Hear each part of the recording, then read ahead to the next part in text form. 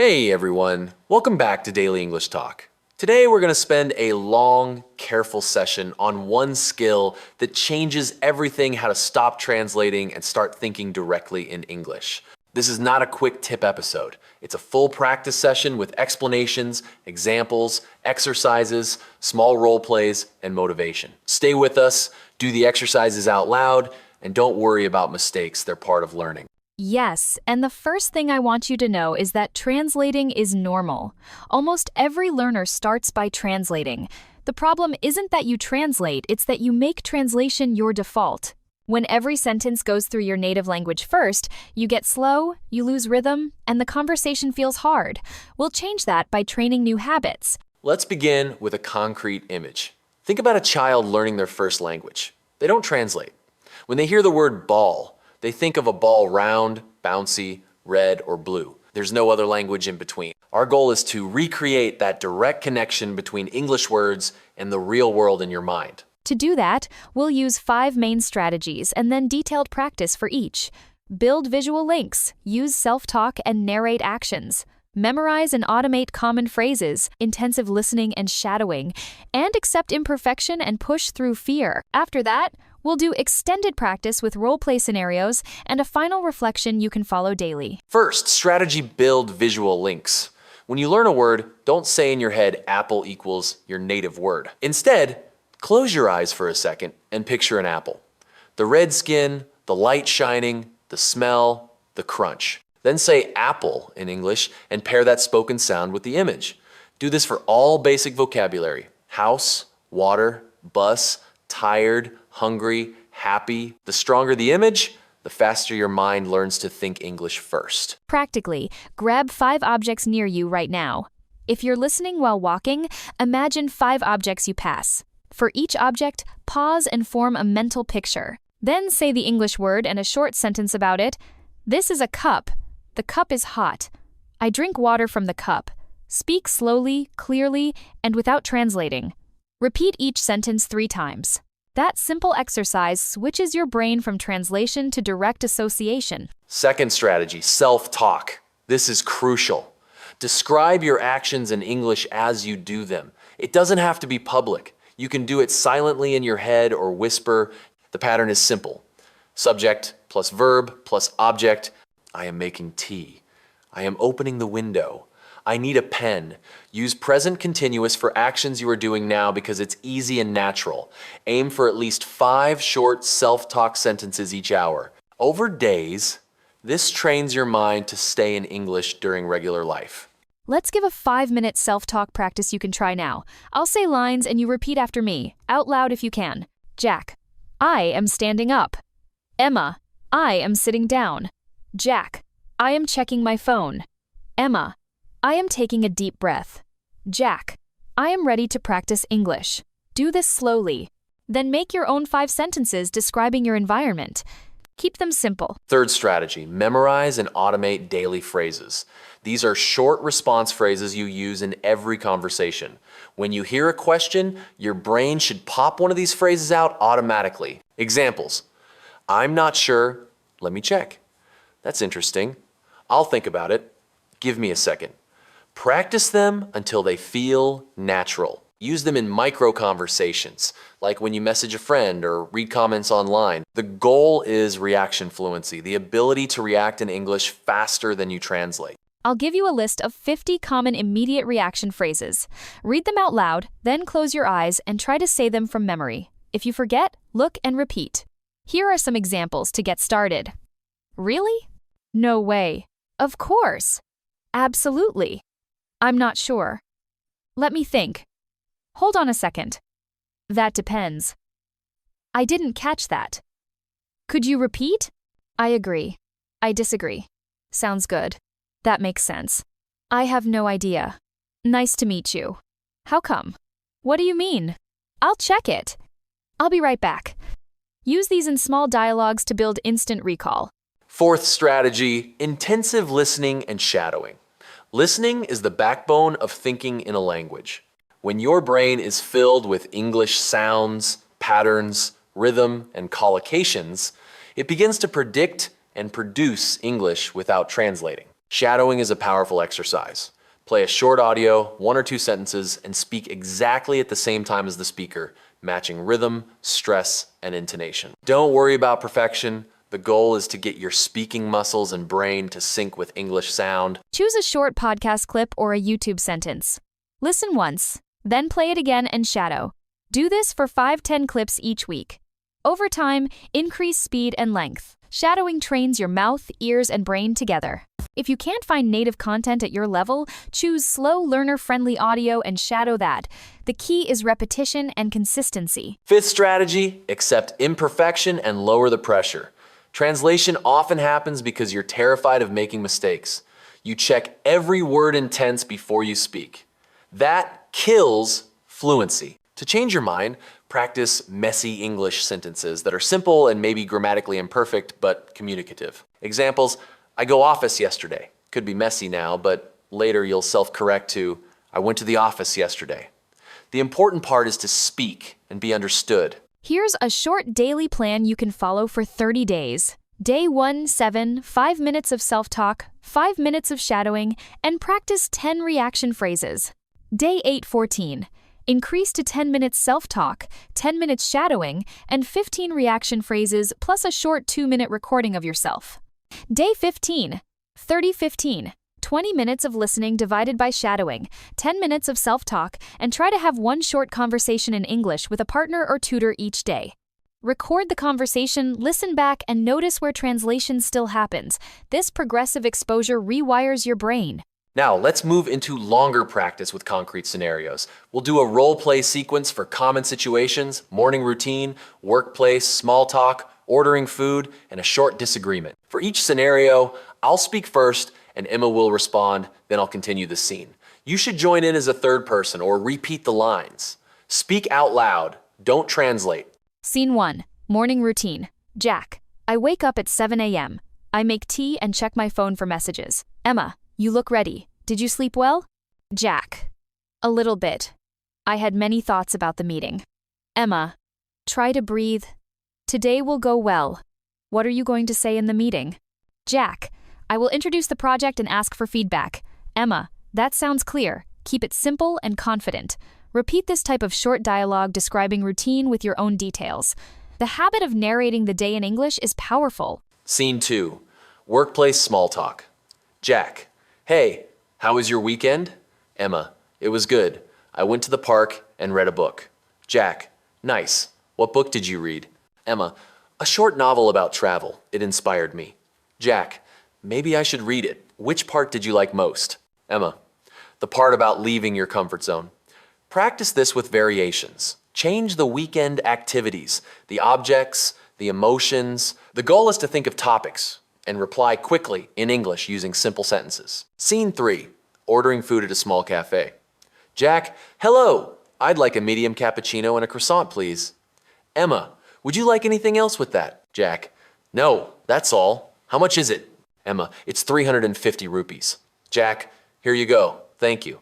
Emma, thank you. Have a nice day. These short transactional dialogues are great to memorize because they repeat a lot in real life. Once you can do them without translating, your confidence will grow fast. Scene 4, a polite disagreement with a friend.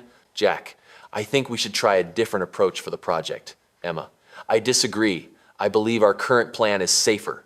Jack, can you explain why you think it's safer? Emma, yes, because we already tested part of it and it worked.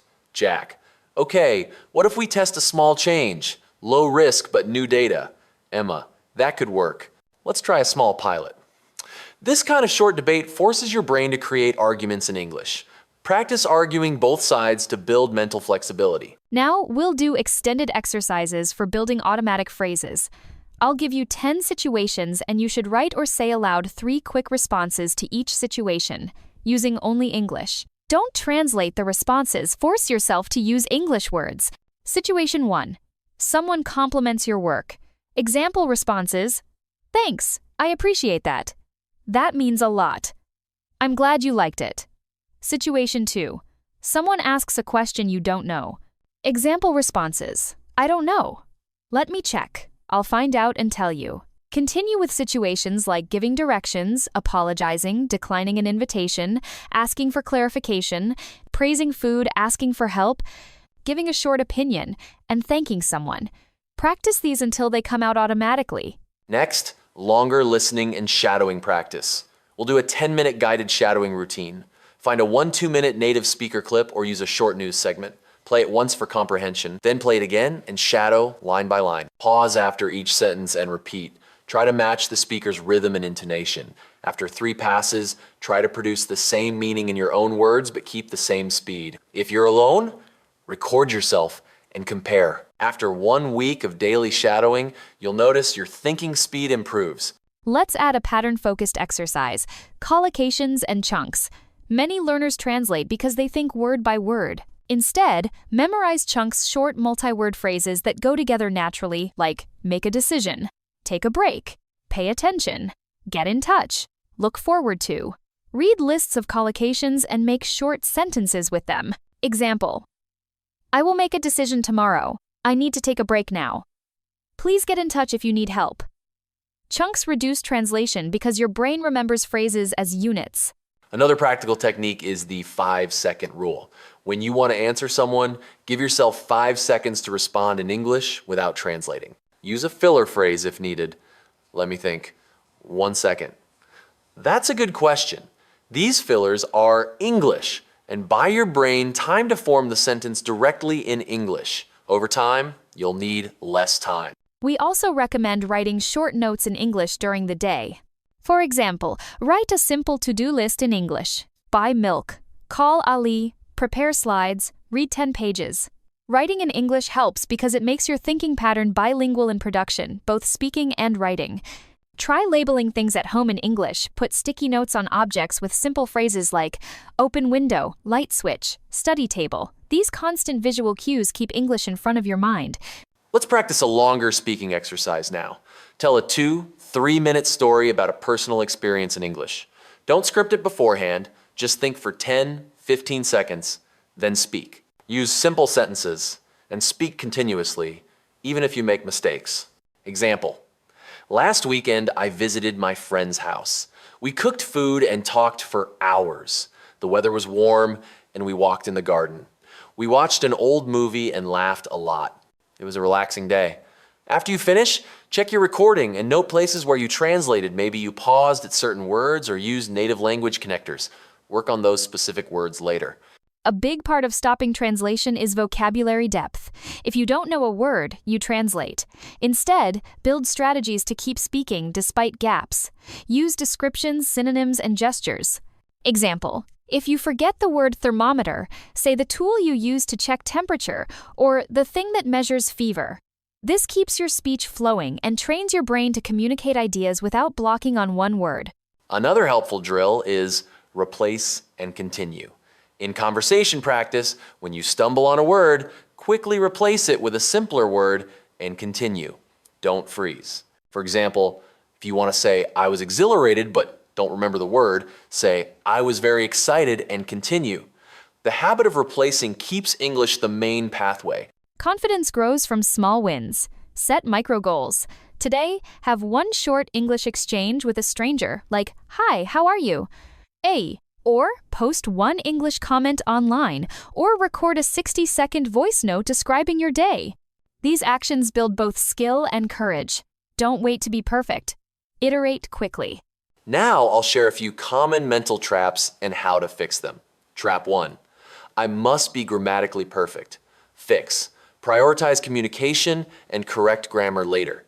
Trap 2. I must translate every unknown word. Fix. Use context and description. Trap 3. I will only speak when I have enough words. Fix. Speak with what you know. Words will expand through use. Let's do a longer combined practice. You will simulate a 10-minute English-only routine with us. For the first 3 minutes, narrate everything you do. I am making tea. I am opening the book. For the next 3 minutes, describe your last weekend in detail. For minutes 7 to 9, shadow a short audio clip and try to match intonation. For the final minute, state 3 English goals for tomorrow. This compact routine trains multiple skills: narration, storytelling, shadowing, and planning. Repeat it daily. We'll give you a weekly checklist to make this practical. Monday, 10 minutes shadowing, 5 minutes self-talk, 10 reaction phrases. Tuesday, 5 minutes narration during an activity, record a 60-second story. Wednesday, 15 minutes of listening plus shadowing, practice 20 chunks. Thursday, 10 minutes conversation with a partner or tutor, review mistakes. Friday, 5-minute reflective monologue about progress. Saturday, long listening session, 30 minutes, and 1 social English activity. Sunday, rest or light review, plan next week's goals. Now, a motivational section. Learning to think in English is like training a muscle. You won't notice change every day, but if you are consistent, in a few weeks, something will click, a phrase will come naturally, a conversation will feel smooth, and you'll realize you didn't translate at all. Celebrate those small victories. Keep a short journal of moments when you spoke without translating. This record becomes proof that your brain is changing. Before we finish, here are some quick example sentences and corrections to help your natural formation. I'll say a simpler sentence version and then a more natural native-like version. Practice both. First, I go work now. Better, I'm going to work now. Second, I eat now. Better, I'm eating now. Third, I live Lahore. Better, I live in Lahore. Fourth, I am agree. Better, I agree. Fifth, she like movie. Better, she likes the movie. Notice how small adjustments make the speech more natural, but don't spend forever on them, keep moving. A final technique we love is the English-only zone. Choose a small space or time each day where you only think or speak in English for 15-30 minutes. It could be during your commute, while cooking, or in the first half hour after waking. That focused pocket of English forces your brain to operate in English mode and accelerates the switch from translation to direct thought. To finish, let's do one last long practice together. I'll start a mini conversation and you continue. I'll say one line and pause for you to respond aloud. Jack, today I practiced thinking in English for 10 minutes and it felt different. Emma, that's great. What did you do during those 10 minutes? Jack, I described my breakfast, shadowed a short audio, and used 5 reaction phrases in a simulated chat. Emma, which part felt easiest? Jack, describing breakfast felt natural. Shadowing was harder but useful. Emma, keep doing it. Each time it gets easier. Thank you for spending this time with us. Remember, stop translating by building visual links, self-talk, automating phrases, shadowing, and accepting imperfection. Practice daily, use the micro-routines, and give yourself space to make mistakes. Your brain is learning a new habit, and habits take simple, repeated actions. We believe in you. Start today with one small step. Narrate 5 sentences now in English and keep going. See you in the next episode.